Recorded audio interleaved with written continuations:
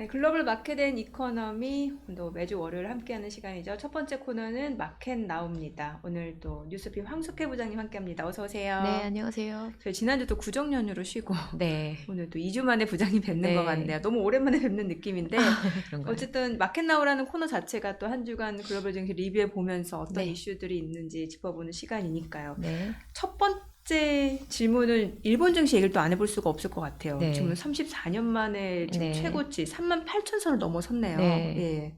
그 상승 열기가 얼마나 뜨거운지 그래프를 보시면 생생하게 느껴지실 것 같은데요. 그러니까요. 예, 이게 장중 기준으로 네. 니케이 225 평균 주가라고 하죠, 정식으로. 음.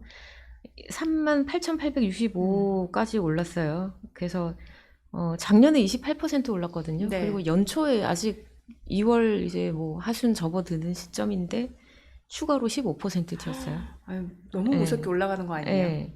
그래서 지금 이제 방송 들어오기 전에 오늘 상황은 어떤지 제가 네. 살짝 봤는데 좀 만만하게 빠지는 것 같아요. 좀 빠지면서, 약보합 예, 정도 같더라고요. 예. 예. 아마 금요일에 미국 증시가 좀 내렸으니까 그 영향을 받는 것 같아요. 근데 2월 수치를 봐야 되겠지만 1월에 외국인이 일본 주식을 134억 달러 매수했어요. 와. 이게 얼마나 큰 거냐면은 네.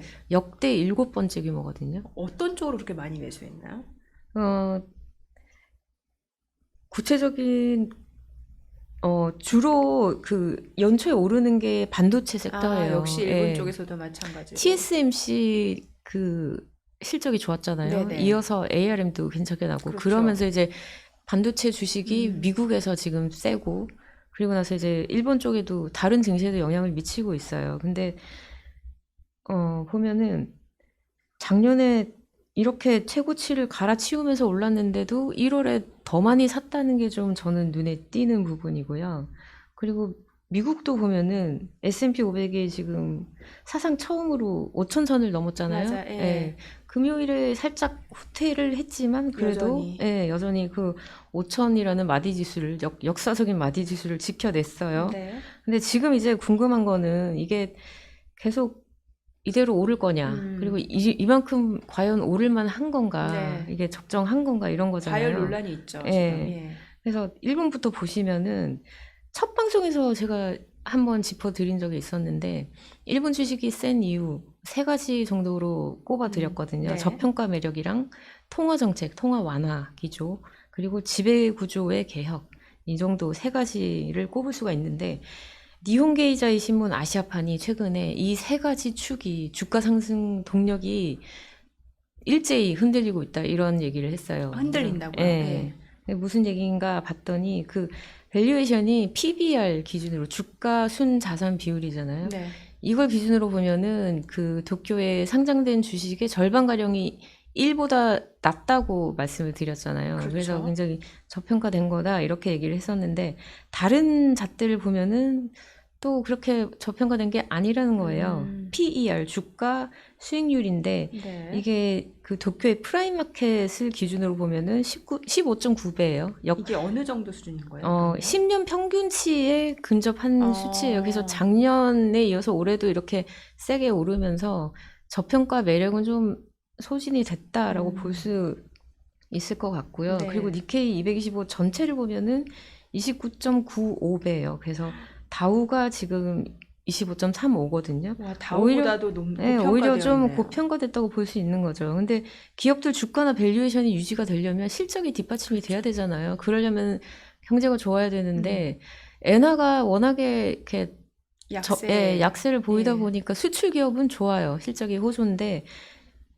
내수가 일본 안 좋지 예, 않아요? 일본 그 내부 경제를 보면은 12월에 이게 최근 지표인데 소매 판매가 0.8% 줄었어요. 그리고 소비자 신뢰도 38인데 이게 50일 기준으로 낙관이냐 비관이냐 이렇게 50 보는 미치면 거거든요. 수축인 예, 거죠. 예, 안 예. 좋다는 얘기, 부정적이라는 얘기죠. 그리고 제조업 지표도 보면은 음. 8개월째 50을 밑돌고 있어요. 수축 네. 국면이라는 거예요. 그래서 내수 경기가 지금 다 안 좋다라는 다 안 거잖아요. 좋아서 지금 이 정도의 34년 동안의 최고치 음. 주가를 정당화할 수 있냐 이게 좀 의문이고 그리고 두 번째 동력이 그 통화 정책이잖아요. 네. 근데 작년부터 계속 그 일본은행이 마이너스 금리 종료할 거다 이런 얘기 음. 나오잖아요. 한참 예, YCC 얘기도 예, 있었고. 예. 예. 근데 계속 그 이야기가 이어지고 있는데 3월이나 4월쯤에는 종료할 거다 얘기를 해요. 그러니까 근데 금리가 인상될 수도 있다는 예, 거예요. 마이너스 지금 기준금리가 마이너스 0.1인데 이게 종료될 거라는 거죠. 정상화 된다는 얘기인데 네. 좀 복잡해진 게 그 3월 GDP 3분기 작년 3분기 GDP 성장률이 마이너스 2.9에서 마이너스 3.3으로 하향 조정이 됐어요. 그리고 4분기 지표가 연율 기준으로 마이너스 4%가 나왔어요. 그래서 두 분기 연속 마이너스면은 침체잖아요. 그렇죠. 예, 그래서 일단 기술적으로 침체에 빠진 상태예요. 일본 경제가. 그래서 일본 은행이 중앙은행이 금리 올릴 수 있을까 이런 얘기가 살짝 나오는데 그래도 월가에서는 올릴 거라고 보는 이유가 첫 번째는 엔화예요. 아, 얘는 지금 너무 약세다 보니까. 지금 저번 주에 150엔을 다시 넘었잖아요. 네네. 15개월 만에 넘은 건데 그러니까 이게 달러엔이 높아진다라는 건 달러 가치가 그만큼 더 세고 얘는 그쵸. 엄청 엔화가 약세라는 떨어졌다는 거죠. 얘기죠. 엔화 가치가. 15개월 전에 한 번 넘고 다시 넘은 건데 15개월 전 그 이전에는 한 30년 만에 이게 뚫은 거예요. 그래서 150엔이라는 게 간단한 수치가 아닌 거예요. 그러네요. 역사적으로 몇 번 안 되는 이벤트예요, 이게. 이게 한 가지가 있고 그리고 그 춘투를 해요. 네네. 일본에서 대기업들 그 임금 협상을 춘투라고 하는데 작년에 3.58% 인상을 했어요. 네. 임금을. 이게 93년 이후에 최대폭이었어요. 그리고 이번에도 지금 하고 있는데 3월에 나올 텐데 이번에도 그 정도로 세게 올릴 거라고 얘기를 해요. 그래서 임금이 오르면은 인플레 자극을 하잖아요. 그렇죠. 그래서 이런 논리로 그 BOJ가 마이너스 금리 종료할 거다 이런 의견들이 많아요. 핀코가 최근에 낸 보고서를 보면은 3월에 네. 0%로 올리고 그리고 나서 연말까지 가면은 0.25%까지 오를 거다 이렇게 전망을 하고 있고요. 네. 그리고 BOJ 정책 중에 금리만 문제가 되는 게 아니라 ETF 그 상장 지수 펀드라는 거를 주식형을 사고 계속 매입을 하고 있거든요. 그래서 BOJ가 ETF를 사는 거지만 결국은 주식을 사는 거잖아요. 그렇죠. 그래서 일본은행이 들고 있는 주식이 전체 상장된 물량 중에 7%나 돼요. 꽤 높네요. 큰 손인 거죠. 예. 근데 1월 통화정책 회의 때 이거를 ETF 매입을 계속 할 건지 말 건지 이거 우리가 논의를 해보겠다 이런 얘기를 했거든요. 그래서 만약에 ETF 매입을 줄이거나 종료하거나 이러면은 주식시장에 꽤나 직접적인 타격을 줄 수가 있다는 거죠. 그래서 이런 부분도 좀 살펴보셔야 되고 그리고 베런스 아시아에 윌리엄 패색이라는 주필이 계시는데 네. 이분이 원래는 블룸버그에서 아시아 쪽 칼럼니스트로 꽤나 유명했어요. 지금 베런스에 계시는데 최근에 어떤 글을 썼냐면 정치권 리스크가 주식의 악재라는 거예요. 네. 무슨 얘기냐면 기시다 내각의 작년 말 기준으로 지지율이 17%밖에 안 됐어요. 예. 우리나라 지금 30%안 되는 거 가지고 말이 많잖아요. 17%면 정말 바닥이거든요. 근데 이게 왜 주식시장의 악재냐 보면 그 자민당이 2012년에 빅뱅이라는 거를 앞세워서 그 집권 여당이 됐단 말이에요. 네. 그리고 나서 2014년부터 진짜 빅뱅, 일본으로서는 빅뱅이라고 할 만한 정책들을 계속 꺼냈어요. 기업들 ROE, 자기자본 이익률이라고 하죠. 이거를 대폭 높이게 만들었고 그러면서 주주 환원을 적극적으로 하라고 장려를 했어요. 그리고 외국인 투자자들이 일본 주식 생각하면 좀 싫어했던 부분이 지배구조거든요. 네. 그래서 이거를 좀 개선하기 위해서 순환 출자를 끊어내기 시작했고 그리고 사회 이사를 대폭 강화하고 이런 노력들을 했어요. 그래서 워렌 버핏이 그 종합상사 5개 회사 지분을 매입했잖아요. 이게 맞아요. 예. 그냥 뭐 저평가돼서 산 게 아니라 이런 노력들이 이루어지면서 결실을 맺은 거였거든요.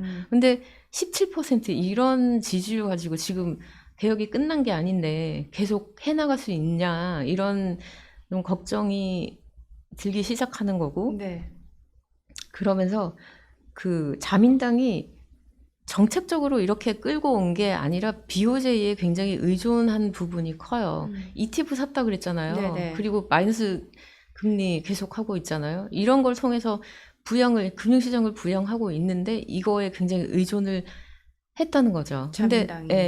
근데 이런 이런 문제 때문에 생긴 부작용이 뭐냐면은 좀비 기업이라는 게 25만 개나 생겼어요. 그럼 그거는 파산은 시간 문제 아니에요? 그쵸. 그 좀비 기업의 뭐 정의를 하자면 일단은 이익을 못 내요. 네. 적자 기업이고 그러면서 기업이 그 경영을 하려면 최소한의 운전 자본이라는 게 필요하잖아요. 직원들 임금도 줘야 되고 원자재도 사서 뭘 만들려면 사야 되고 운송 비용도 들어가고 이런저런 비용이 드는데 그 정도의 기본적인 자금조차도 확보를 못한 상태. 그리고 그 부채 원리금 상환은 당연히 어렵고 그래서 퇴출이 돼야 되는 기업인데 네. ETF 사주고 뭐 마이너스 금리 하고 이러면서 살아남게 연명을 하게 네. 내둔 거죠. 근데 지금 마이너스 그 금리를 올리고 그러면서 ETF를 만약에 뭐 안 사기로 한다 이러면은 이런 기업부터 줄줄이 파산을 할 수 있다는 얘기죠. 그러면은 34년 내 그 최고치까지 오른 주가가 더 오를 수 있을까? 이게 유지가 될까? 이런 의문이 생긴다는 거죠. 지금 우리 부장님 얘기를 좀 들어보니까 사실 일본 내수 경기만 놓고 봤을 때는 BOJ가 금리 정상화 쉽지 않을 수도 있는데 지금 뭐 춘투 앞두고 있다 보니까 네. 인플레이션 압력도 있고 또 뭐 BOJ에서 사들였던 그 ETF 이게 사실은 유동성 증가로 이어질 수밖에 없는 그쵸. 건데 이것도 ETF를 더 이상 매입 안 하게 되면은 시중 유동성도 줄어들게 네. 되고 이러면 진짜 자산 가격의 거품이 좀 꺼지는 순간이 올 수도 있겠네요. 네. 예. 자, 그럼 이번에 미국 좀 여쭤볼게요. 네, 지금 앞서 미국은 뭐 예. 다들 아시겠지만 M7이라는 그 유명한 대장주들. 네, 예. 또 이번 주 엔비디아 실적 발표도 네, 있잖아요. 네. 예.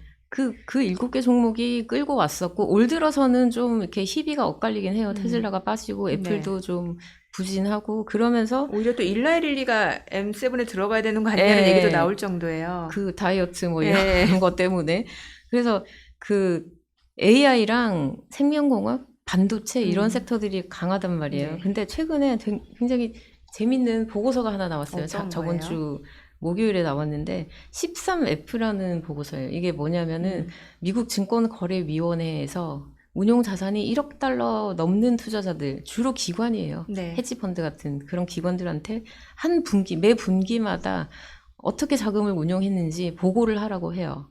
그래서 이 보고서를 통해서 큰 손들이 뭘 사고 뭘 팔았는지 이게 드러나는 거예요. 그래서 이번에 이제 나온 게 작년 4분기 운용 보고서가 나온 거예요. 시차가 이제 뭐 한 달 반 정도 있으니까 좀 지난 거 아니야? 이런 생각이 들기도 하는데 이런 거물급들이 어떻게 움직였는지를 세세하게 그렇죠. 개별 종목 하나하나 다 나오는 거거든요. 이런 걸 볼 수 있는 보고서가 이게 거의 유일하다 보니까 나올 때마다 월가에서 관심이에요. 근데 이번에 보니까 이게 그럼 분기별로 발표가 네, 되는 거예요? 분기별로, 그러니까 지금이 2월이잖아요. 네. 2월 중순에 4분기 게 4분기. 나오는 거죠. 그리고 5월 중순에 1분기 게 나오는 거예요. 이런 식으로 발표가 네, 돼요. 한 달 네. 반 정도 뒤에 나오는 거죠. 이번 보고서를 보니까 M7 그 빅테크들을 팔았어요. 큰 손들이. 그 다니엘 선다임이라는 N1 캐피털이라는 그 헤지펀드 대표인데 네. 이 업체에서 가지고 있던 엔비디아를 예, 전량 팔았고요. 필립 라퐁이라고 코트 매니지먼트라는 그 헤지펀드가 있어요. 여기서는 네네. 또 4% 팔았어요. 데이비 테퍼라는 국내에서도 꽤나 인지도가 있는 분인데 아팔루사 매니지먼트 대표거든요. 여기서도 팔고 왜 팔았는지 네. 궁금하잖아요. 그러게요. 예, 엔비디아 주가 그래프를 보면 좀 감이 오실 거예요. 이렇게 올라도 되나 싶게 올랐거든요. 네네. 작년에 240% 뛰었고, 그리고 올 들어서도 불과 뭐 한 달, 2달도 채 안 되는데 50%더 올랐어요. 그러면서 시가총액이 아마존도 제치고, 알파벳도 제쳤어요. 간밤엔 또 알파벳은 또 5위로 내려가고 아마존 4위로 가고 네. 3위가 엔비디아하고 이렇게 그러니 됐잖아요. 예. 이게 도대체 정상적인 주가 맞나 하는 생각이 들잖아요. 오죽하면은 그 시스코 주가 차트랑 비교하시는 분들도 꽤 예, 있어요. 그 닷컴 버블 그 예, 당시에. 예. 그리고 저는 이 그래프 보면서 우리나라 그 2020년 그리고 21년까지 아파트 가격 올랐던 그 그래프랑 그래프야. 좀 비슷하지. 저는 보면서 그게 생각이 났어요. 지금 어. 집값이 어떻게 됐는지 네네. 생각해 보시면 그 앞으로 당시와. 뭐 직접적으로 비교 대상은 아니지만 네네. 이게 이 그래프가 좀 정상적으로 보이진 않잖아요. 근데 이걸 좀 더 이렇게 그 논리적으로 좀 따져 보면은 네. 주가를 평가하는 모델이 여러 개가 있는데 그중에 DCF라는 게 있어요. 이건 뭐예요? 예, DC? 현금 흐름 할인 방식이라는 모델이에요. 이게 기업이 앞으로 현금 흐름을 얼마나 창출할 건지, 앞으로 몇 년간 얼마나 창출할 건지를 예상치가 있어요. 네네. 이거를 현재 가치로 할인을 해서 예, 그거를 지금 주가랑 비교를 해보는 거예요. 그러면은 주가가 적정한지 고평가인지 저평가인지 이런 게 나오는데 그 영국 FT에서 파이낸셜 타임스에서 분석한 걸 보면 네. 지금 현재 엔비디아 주가와 밸류에이션이 유지가 되려면 예. 앞으로 10년 동안 영업이익률이 55%까지 띄워야 된다 이런 결론이 나와요. 그리고 매출액은 지금 연간 한 600억 달러 정도 되는데 네. 10년 10년 동안 10배가 늘어나야 된다는 거예요. 근데 이게 얼마나 현실적인 건가를 예. 따져보면 반도체 산업협회라는 데가 있어요. 네. 여기서 작년에 전 세계 반도체 칩을 얼마나 팔았나 이걸 봤더니 5,270억 달러 이렇게 나왔어요. 와, 그럼 전체 반도체 그 매출보다도 예, 뛰어넘어야 그러니까 된다. 작년 전체 전 세계 판매보다 10년 뒤에 더 많이 팔아야 된다 이런 얘기가 되는 거죠. 근데 이게 가능할까? 이거를 판단해 볼 수 있는 그 보고서가 다른 데서 나왔는데 네. D.A. 데이비슨이라는 그 투자은행이에요. 결론부터 말하면 이 업체에서는 엔비디아 주가 44% 떨어질 거다 이렇게 얘기를 해요. 아, 그래요. 왜 그러냐면 경쟁이 너무 지나치다는 거예요. 경쟁이 지금은 엔비디아가 거의 뭐 생성형 AI 칩에서는 독주를 하고 있는데 네. 이게 한 5년, 10년 뒤에도 지속이 되기는 어렵다는 거죠. 왜냐하면 AMD라는 회사 들어보셨잖아요. AMD 지금 그렇죠. 예. 후발주자 업체로 지금 열심히 추격하고 있잖아요. 엔비디아 대항마로 MI300X라는 칩을 만들었어요. 그리고 작년부터 양산을 시작해서 지금 판매량을 늘리고 있어요. 생산을 네네. 늘리고 있어요. AMD는 우리가 만든 칩이 엔비디아 거보다 훨씬 빨라. 성능 더 좋아. 이렇게 얘기를 해요. 그리고 인텔도 가우디 3라는 칩을 네. 지금 개발하고 있고요. 그리고 반도체 업계 내에서만 이런 게 아니라 마이크로소프트랑 뭐 메타 이런 다 업체들이 자체, 자체 칩을 만들겠다 이러고 나오는 거죠. 아니 그래서 또 보니까 소프트뱅크에서도 지금 예, 1,000억 달러 예, 1,000억 달러 예. 얼마 전에 그 발표했죠. 반도체 투자 예. 소식 나오고. 그래서 이런 엔비디아의 독주가 지속이 되기는 어렵다. 그리고 지금 엔비디아가 만드는 최신 칩이 A100이라는 게 있는데 네. 이게 얼마냐면 한 개 가격이 $10,000예요. 와, 엄청 비싸네요. 이게 그리고 워낙에 수요가 많다 보니까 정상적인 거래 시장 이외에 암 시장도 있어요. 그런 데서는 몇 배 더 비싸게 팔린다고 해요. 이렇게 가격이 뛴 게 그래도 팔리는 게 기업들이 너도나도 생성형 AI 하겠다 이러면서 이제 칩 수요는 많단 말이에요. 아직 근데 대학만은 없고. 예, 근데 대학만은 없고 만들어내는 건 한계가 있고 이러다 보니까 가격이 이렇게 오른 건데 엔비디아가 문제는 만들어낼수록 공급이 늘어나는 거잖아요. 그렇죠. 예, 만들수록 자체적인 가격 결정력이 좀 떨어지는 이런 아이러니가 발생한다는 거죠. 그래서 이 데이비스는 44% 빠질 거다 이렇게 얘기를 해요.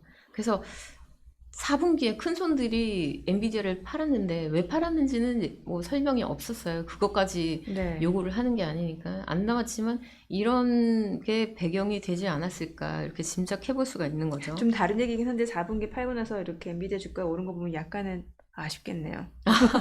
그렇잖아요. 네, 그렇게 볼 수는 있죠. 네. 가지고 있었으면 50% 먹었을 텐데. 네. 근데 저 사람들이 그러면은 잘못 판단한 거 아니야? 이럴 수도 있는데 이만큼 거대한 자산을 이룬 그 운용사가 팔았다 그러면은 왜 팔았을까 한 번 좀 생각해 볼. 그렇긴 하죠. 예. 그렇죠. 그리고 네. 엔비디아만 판 게 아니라 다른 네. 빅테크도 줄줄이 팔았거든요. 그래서 지금 주가는 상종가인데 네.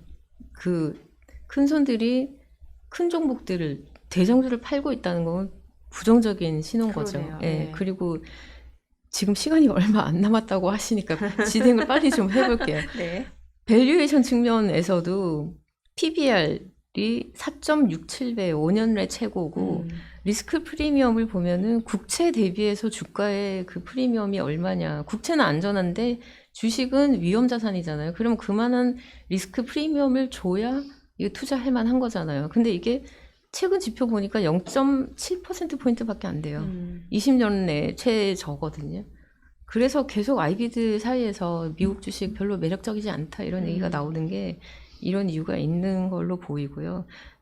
펀더멘털로 옮겨서 봐도 네. 그다지 그 낙관하기가 힘든 게 뭐 소매 판매나 산업 생산 지표들이 지난주에 예. 나왔던 소매 판매 지표. 사실 미국은 소비가 GDP에서 큰 예. 비중을 차지하니까 그쵸. 중요하죠. 근데 0.8% 줄었어요. 예상치보다 더 많이 줄었고 이것보다 월가를 사실 더 긴장시키는 거는 각종 신용 섹터에서 나오는 적신호인데 연체율이 너무 빠르게 오르고 있어요. 그래프를 예. 가계 가처분 소득 자체가 지금 많이 줄어들고 있다는 건 그런 의미로도 거네요. 볼 수 있죠. 이게 그래프를 보시면 뉴욕 연은에서 내놓은 자료인데 네. 신용카드 연체율이 8.5%, 네. 오토론이 7.7%까지 올랐어요. 2002년부터 이렇게 가파르게 오른 거 보이시잖아요. 그러네요. 근데 과거에 언제 이렇게 오른 적이 있었나 하고 보니까 2000년 중반, 2005년, 6년부터 빠르게 올랐어요. 그러다가 2008년에 리만 사태 터지고 금융위기가 터졌잖아요. 이게 굉장히 안 좋은 신호라는 거죠. 그리고 모기지 은행가 협회라는 데가 있어요, 미국에. 네. 여기서 그 모기지 대출은 어떤가 이렇게 봤더니 맨 위에 있는 이 그래프가 총액이에요. 이걸 보시면 되는데 이 압류한 거 빼고, 그러니까 네. 정상적인 대출로 구분이 되는 것 중에서 연체율이 10.81%, 모기지 10%, 예. 모기지 연체도 상당하다는 얘기예요. 미국에서는 주택 구입할 때 다 모기지론 쓰잖아요. 그렇죠. 30년 예. 만기 많이 하죠. 근데 이렇게 연체율이 오른다는 게 굉장히 부정적이고 그래서 네. 주가는 지금 S&P 500이 5천을 넘었는데 주변 여건이 그다지 탄탄하지 않아 보이는 거죠. 뭔가 경제 펀더멘털 자체가 조금씩 최근에 나온 지표들 자체는 네. 조금 좀 안 좋은 걸로 보여지긴 네. 하네요. 그래서 미국에서 그 연준이 네. 피벗이라도 해주면 그러면 좀 이렇게 투자 심리라도 좀 살아날 것 같은데 CPI 보셨죠? 그러니까 연준 되게 네. 셈법이 복잡해질 수밖에 없는 게 경기를 보면 이게 연착륙 가능성이 좀 멀어지니까 뭔가 금리를 선제적으로 좀 인하해야 될 것 같은데 네. 근데 최근에 나온 CPI, PPI는 네. 또 아니란 말이죠. 아니죠. 예. 이거 보면은 슈퍼코어라고 그 그래프에서 보시면 빨간 선이 지금 1월에 엄청 가파르게 뛴 거 보이시죠? 슈퍼코어가 네. 주택 가격을 뺀 거죠. 그러니까 서비스 부분이라고 서비스, 보시면 예. 돼요. 이게 전월 대비 0.9% 뛰었는데 2022년 4월 이후에 최고치예요. 근데 서비스라는 게 물건을 찍어내는 게 아니잖아요. 그렇죠. 그럼 여기서 차지하는 비용이라는 게 결국 임금이거든요. 근데 우리나라도 지금 팬데믹 이후에 사람 구하기 힘들다 이런 얘기 네네. 하잖아요. 미국도 마찬가지거든요.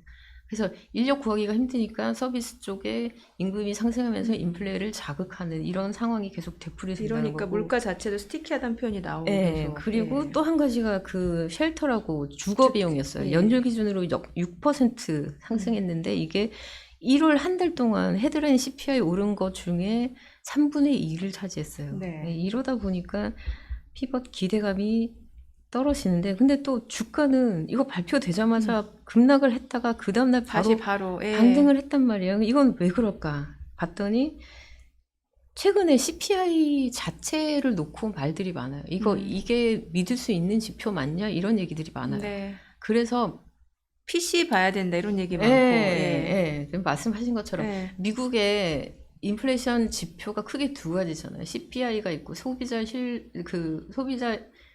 네. 가격 지수가 CPI, 있고, 예. 예, 그리고 하나가 PCE, 개인 개인 소비 소비 지출이라는 예. 건데, 이 두 가지의 격차가 점점 더 커지고 있어요. CPI는 2월 중순에 나왔잖아요. 그러면 이제 1월께 나온 거고, PCE는 월 말에 나와요. 네. 그래서 1월 PCE는 이달 말까지 기다려야 돼요. 그래서 같은 기간을 두고 두 가지를 비교해 볼 수 있는 게 12월이잖아요. 가장 네. 최근 게.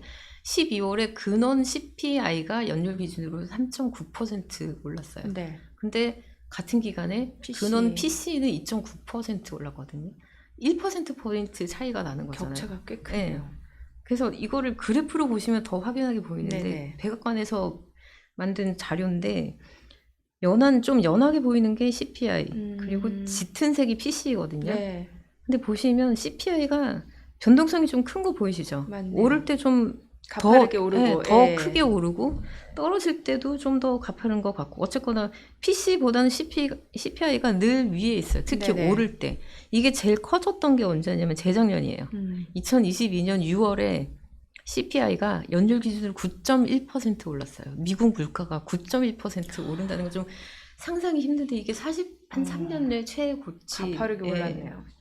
이때 PC는 한 7% 정도밖에 안 올랐거든요. 참 이게 어떤 기준에서 차이 때문에 네, 그런가요? 왜 이렇게 격차가 한 나라의 물가를 보는 지표가 왜 이렇게 다르지? 예. 이게 의문점이 생기잖아요. 그래서 공부를 좀 하면, 그러면은 이제 그 지표가 나올 때 그냥 단순하게 수치만 보고 넘어갈 게 아니라 그렇죠. 배경 지식이 있으면 예. 좀 더 이해하는 깊이가 좀 더 깊어질 수 있잖아요. 네. 그래서 공부를 좀 해보면 CPI는 일단 그 발표하는 부처가 달라요. CPI는 미국 노동부에서 발표를 하고 PC는 상무부 산하의 경제분석국이라는 부처가 있어요. 여기서 네네. 발표를 해요. 그래서 부처가 다르다 보니까 물가를 바라보는 관점이 좀 다를 수 있겠죠. 그래서 연주는 PC를 더 좋아하나 보네요. 네, 좀 더 이렇게 들어가 보면은 네. 일단은 부처가 다르고 두 번째는 공식이 달라요. 어떤 공식을 가지고 이걸 집계를 하는 거거든요. 네. 그냥 주묵구구가 예. 아니고. 근데 그 첫 번째 공식을 보시면 이게 라스파이레스라는 공식인데 말이 좀 어려운데 이거 네. 만든 사람 이름을 붙여서 이렇게 불러요. 굉장히 어렵고 복잡해 보이는데 개념은 간단해요. 그 기준 시점, 그러니까 과거에 네. 구입했던 물건을 지금 비교 시점이죠. 지금 현재 똑같은 양만큼 똑같은 양으로 사면은 이게 과거 그 기준 시점 비교해서 비용이 올랐을까 떨어졌을까 이걸 보는 거예요. 네. 예. 이게 라스파이레스식이고 CPI는 이 공식으로 산출을 해요. 네. 근데 문제가 뭐냐면은 이게 물가를 과대평가하는 측면이 있어요. 왜냐하면 소비자들은 영리하잖아요. 예. 물가에 얼마나 민감해요. 그렇죠. 그래서 가령 소고기 값이 오르면 굳이 소를 먹어야 되는 건 아니잖아요. 그래서 대체제를 찾죠. 예, 돼지고기나 뭐 닭고기나 다른 걸로 옮겨가잖아요. 근데 이 CPI를 산출하는 이 라스파이레스식이라는 이 공식은 이거를 반영을 못 한다는 거예요. 아. 대체제나 소비자들의 행태 이런 부분을 반영하지 못해요. 그래서 그 제안으로 생각해 볼 수 있는 게 파쉐식이라는 게 있어요. 네. 다른 공식인데 이 공식도 복잡해 보이는데 반대 개념이라고 생각해 보면 돼요. 이게 지금 구매하는 물건을 똑같은 양으로 기준 시점, 과거에 구매했으면은 비용이 어떻게 달라졌을까? 이렇게 보는 건데 이거는 반대로 물가를 좀 과소평가하는 그런 측면이 있어요. 왜냐하면 물건 값이 뭐 다 오르는 게 아니잖아요. 네. 떨어지기도 하잖아요. 네네. 그래서 현재 떨어진 가격을 기준으로 하다 보니까 과소평가하는 그런 좀 맹점이 좀 있는 거죠. 네. 그래서 이걸 절충해서 만든 공식이 피셔라는 공식이에요. 지금 보이실 텐데 피셔라는 공식인데 PC는 이 공식으로 집계를 해요. 그래서 두 가지를 절충했다고 보면 돼요. 네. 그래서 CPI랑 PC를 보면은 일단은 그 집계하는 부처가 다르고 공식이 다르고 공식이 다르니까 결과물이 결국은 다르겠죠. 그리고 또 한 가지 중요한 게 바구니에 담는 게 달라요. 그러니까 물가 지표라는 게 여러 가지 물건들의 가격을 종합해서 나오는 거잖아요. 그 물가 바구니라는 게 있는데 거기 담기는 세부 항목이 다르고 각 항목의 비중이 또 달라요. 네. 특히 다른 게 주거비랑 헬스케어거든요. 비교를 해보면 CPI는 환자들, 내가 병원에 가서 내 주머니에서 나간 거를 중점적으로 봐요. 네. 병원 진료비나 검사비나 약값이나 이런 거를 그 보험에서 커버해 주는 것도 있는데 이거는 또 안 쳐요. 그 코페이라고 해서 내 주머니에서 내가 낸 거를 이것만 보게 돼요. 근데 PC는 그 정부 쪽에서 부담한 것까지도 같이 포함을 시켜요. 우리나라도 병원에 가서 영수증 받으면 환자 본인 부담 얼마, 뭐 공단에서 낸 거 얼마 이렇게 나오잖아요. 미국에서도 똑같이 메디케어도 있고 메디케이드라는 것도 있거든요. 이런 정부 시스템에서 부담한 것까지 포함이 되는 거예요. 그리고 헬스케어 섹터에 임금도 반영이 돼요. PC는. 그래서 최근에 PC가 좀 더 빠르게 떨어졌던 게 이 정부 부문의 그 헬스케어 비용이 완만해요. 네. 별로 거의 안 올라요. 거기다가 그 임금도 떨어지기 시작했거든요. 이런 것 때문에 좀 문제가 있었던 거고. 두 번째는 주거비가 달라요. 두 네. 개의 지표에서. CPI에서는 주거비가 33%나 차지해요. 거의 3분의 1이 주거비인 거죠. 그렇죠. 그리고 PCE에서는 15에서 한 18% 음. 정도 차지를 해요. 그러니까 주거비가 오를 때 CPI가 더 빠르게 오를 그렇죠. 수밖에 없는 거죠. 이게 얼마나 차이가 나냐면 두 번째는 그러니까 비중만 차이가 나는 게 아니라 문제가 시차예요. 네. CPI에 그 포함 반영이 되는 월세 그 주거비가 실제 주거비보다 후행한다는 거예요. 시차가 아. 있다는 거죠. 이게 그 그래프에서 나타난 건데 네. 빨간색이 실제 주거 비용이에요. 그리고 밑에 이렇게 완만하게 보이는 파란색이 CPI에 반영된 주거비예요. 이렇게 2021년 이후에 많이 다른 게 보이시죠? 네네.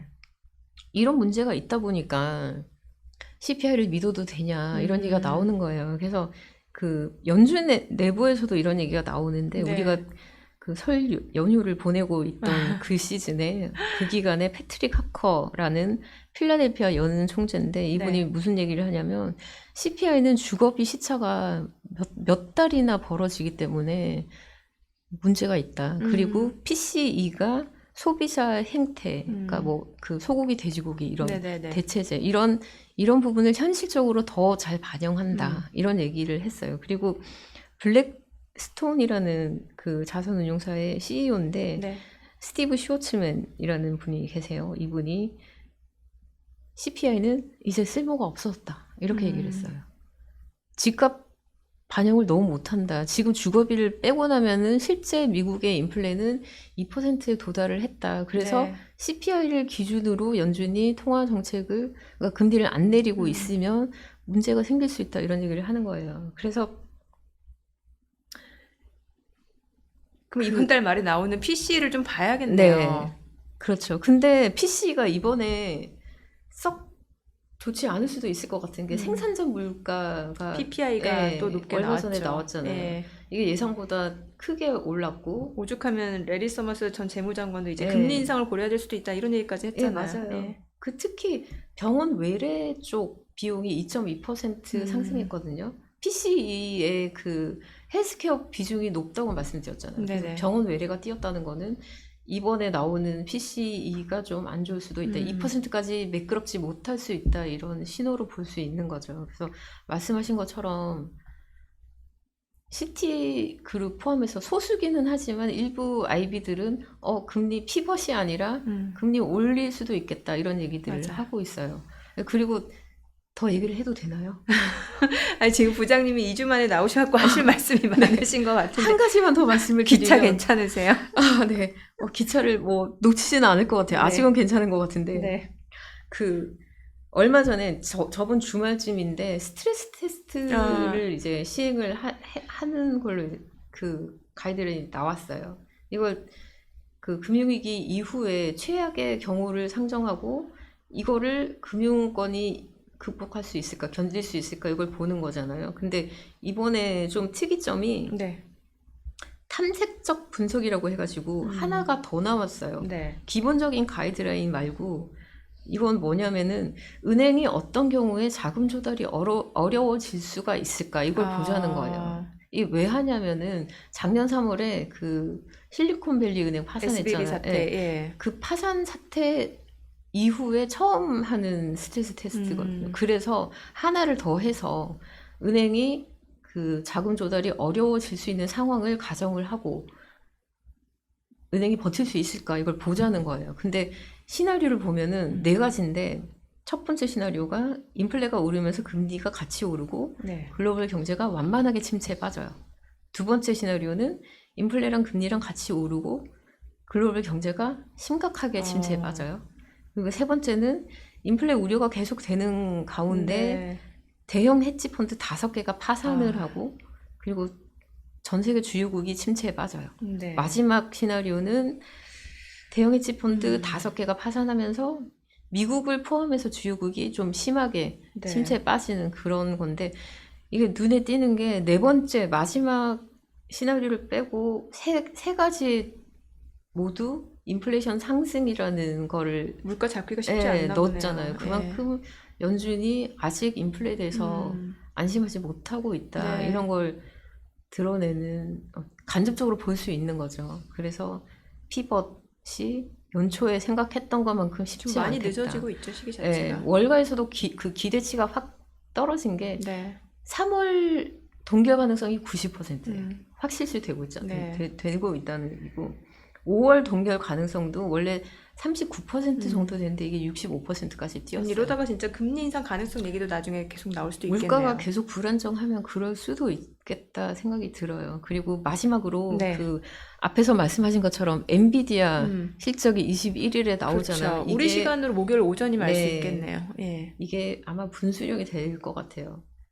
그러네요. 그 연초 이후에 50% 과열 논란, 고점 논란이 있다 뛰었고 보니까. 4분기에 큰 손들은 이미 팔았고 그래서 실적 발표 후에도 엔비디아가 계속 오를 거냐 이게 초미의 관심사고 네. 이번 실적 발표가 굉장히 증시 전반에도 분수령이 될 수가 있을 것 같은 게 TSMC 그 실적 나오고 나서 반도체가 많이 필라델피아 올랐잖아요. 반도체 지수 많이 올라가고. 일본까지 떴잖아요. 예, 예. 그래서 엔비디아 실적이 그 증시 전반에 걸쳐서 중요한 잣대가 될 수 있을 것 같아요. 때마침 그때도 1월 FOMC 의사록도 공개되고. 네네, 맞아요. 그러네. 이번 네. 주가 좀 중요한 변곡점이 네, 될 수도 바쁠 것 있겠네요.